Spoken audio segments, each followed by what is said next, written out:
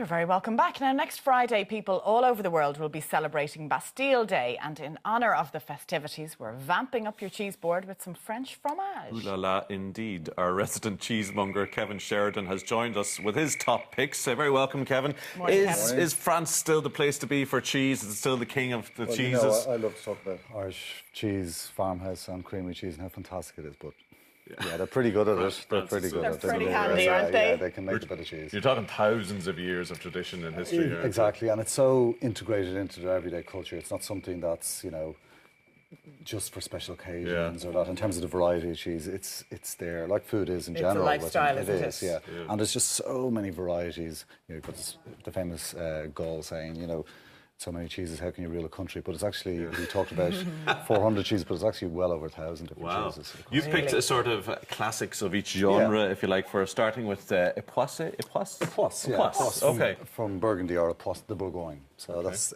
this little one here. You can see it on camera, and I've got a little bit for you to taste. So you can see it's really runny and yummy and that's what you glistening. want? Oh yeah, absolutely. With this cheese, that's what we're looking for. This is a soft cheese. Okay. Yeah. So it's actually washed with Marc de Bourgogne, which is sort of the leftovers of making wine, and then they make an alcohol out of it, and then they wash the rind with it, which brings up this lovely flavour on the outside and softens down the texture on the inside. Oh, it's delicious. It's lovely, isn't it? It smells pretty serious, but actually the taste is quite delicate, isn't it? It's not overpowering. No, really not at lovely. all. But it's got a nice burst of flavour though there, nonetheless. Beautiful, beautiful cheese. What would you serve that with? Well, on a bit of cracker. It is, you know, quite a special cheese. So it is the type of cheese that you would have after dinner. Yeah, it is. It is something very, very special. With a dessert wine. With a dessert wine would be lovely. You know, white wines are great with cheeses as well because they don't have any tannins, and so they don't work against the cheese. So people often think of big red wines with cheese. Yeah. But actually, white wines can be lovely. But really, it's about enjoying yourself. So drink your favourite wine with your favourite cheese, and it's going to work. Yeah, if it works for you. Cider is really nice with that type of cheese as well. Cider? Really?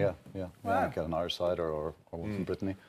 Works really, really well. Yeah. And next we're going to a classic, another classic, Comté. Yeah, so this is the big one there. here. So this is from Franche Comté over in the East Coast. So, you know, joining on to the Swiss border, which of course is famous for its Gruyères. This is a similar style cheese to Gruyère, but very much the French. I imagine when you're hosting a dinner party, this is the kind of cheese you bring out. Oh on yeah, your that's the cheese kind board. of size, you know. The three of us. cheese. Yeah, it's very impressive. My But cheese these are, order. you know, good 40-kilo wheels when they come into us, and are made up when the cattle during the summer when the cattle are up on the summer grass.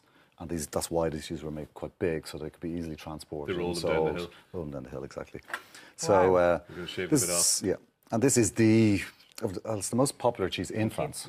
You know, it's a little bit like our cheddar. This is what they have in their samples. Yeah, if you get a crepe in Paris in your Holliers, so you know, this it's is likely to everyday. have either, you know, French Emmental or French Comté in it. It's everyday, but within that, there's so many tiers. So we sell 3 Comtés on our counters. This is one that's been aged and selected very specially. It's aged for about 14 months. We do ones aged right up to 24 months. So even though it's an everyday cheese, it can also be developed into something very, very special, which I think this is. But it tastes so much more mild compared to the first one, doesn't it? Yeah, it is one to put like on with your slice of. It can be eaten any, but good enough. You know, you'll find this cheese in some of the Michelin-star restaurants coming from us in Dublin. You know, because it does, even though it's delicate, it has a complexity to it. It has a length of flavour to it. You know, it's got so much going on. And I love the quirky little angles about it. Is this one like Parmesan? You tap it with a wooden hammer? Yeah, we're saying so. When they're selecting which cheeses are we going to hold on for maturing, you know, it's not just a case of holding some and letting them get old. You know, the cheeses that age have to be very, very good. So one of the methodologies for telling, you know, without opening the wheel, how it's going to be is by listening to it and tapping it, just to see if there's any cracks or holes in the cheese. But they would iron them and taste them. Listen and to the smell them cheese. as well. Listen to the cheese. That's a skill in that. Isn't it? You have to be very, very quiet. We listen Cheese to cheese whisperer. we listen to cheese every Saturday morning here. We don't do. We listen to a lot of it. Simon's around. Our viewers listen to a lot of it, unfortunately for them. Right, off to blue cheese now, right? So yes, this is Bleu d'Auvergne. One that's not really, you don't hear of it that much, but it's real classic French cheese. And, you know, Roquefort would be the big French blue, which we've had on the show before.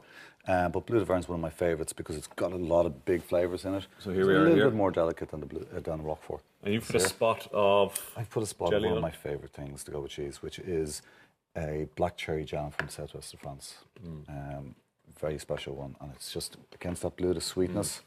It's a pretty delicious, isn't it? Yeah, yeah, really, really nice. It gives that lovely balance of flavours. Yeah, I thought particularly for you guys a bit early in the day to hit you full on. So Yeah. turn the volume down with a bit of sweetness. This is the beginner's tasting, Yeah, is it? exactly. Get you into You it. got the saltiness in the blue, Yeah. and then the sweetness balances out. And that blue, you were talking about dessert wine, that's a real classic match, is a sweet wine with a blue cheese.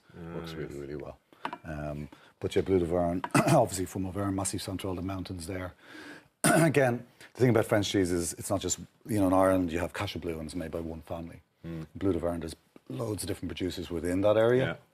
Some of them are big, huge factories, but some of them are very small farm producers as well. So, we'd obviously select the smaller producers who are really going for The little taste. So quirky within ones, each yeah. type, it's not like I like Blue d'Auvergne. You can get pretty mediocre Blue d'Auvergnes. And So you get a incredible broad ones. range. Same Okay. with Comtes and And it's great to support the smaller ones as well. oh, absolutely. Your, yeah, your yeah. final one for us, cheese number 4, is a classic. It's one of the big ones, Camembert. Camembert. I mean, everybody knows if you think of French cheese, it's One up of the there. first you would think of, isn't And it? so that's it there. You can see, and that's the classic shape of Camembert.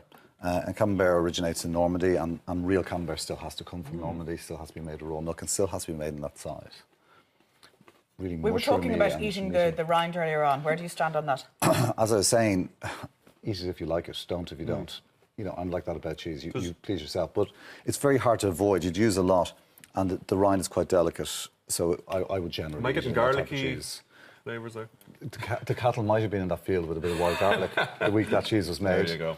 But that's a Just lovely thing, sophisticated particularly palate. about raw milk cheese, is that the cattle are bringing through the You're landscape, literally the fields, tasting what- and that's the whole job. What they're of the feeding cheesemaker. on Yeah, and what they're yeah. surrounded and by. depending on the time of year, so you're always going to get those little differences. Great That's stuff, the beautiful Kevin. thing. Very sophisticated palate, Anna, as you know. Yeah.